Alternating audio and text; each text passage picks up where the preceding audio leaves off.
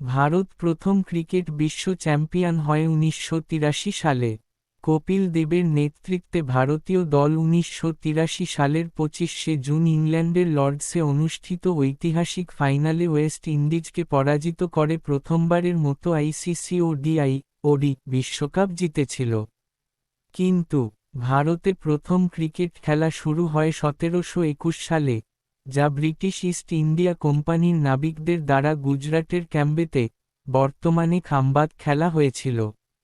তবে সুসংগঠিত ক্রিকেট বা ক্লাবের মাধ্যমে খেলা শুরু হয় ১৭৯২ সালের আশেপাশে কলকাতা ক্রিকেট ক্লাব প্রতিষ্ঠার সাথে। ভারতীয়দের মধ্যে পার্সি সম্প্রদায় ১৮৪৮ সালে মুম্বাইয়ে প্রথম ক্রিকেট খেলা শুরু করে। ব্রিটিশ ঔপনিবেশিক শাসনের সময় ভারতে এই খেলার প্রচলন হয়েছিল এবং ধীরে ধীরে এটি ভারতীয় সংস্কৃতির অবিচ্ছেদ্য অংশ হয়ে ওঠে। তারিখ: ২৫শে জুন ১৯৮৩। ফাইনাল প্রতিপক্ষ: ওয়েস্ট ইন্ডিজ, তৎকালীন দুইবারের বিশ্ব champion. Final venue: Lord's cricket ground, London, England.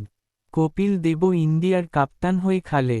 Final ম্যাচের ফল: ভারত ১৮৩ রান সংগ্রহ করে এবং ওয়েস্ট ইন্ডিজকে ১৪০ রানে অল আউট করে ৪৩ রানে জয়লাভ করে ইন্ডিয়া।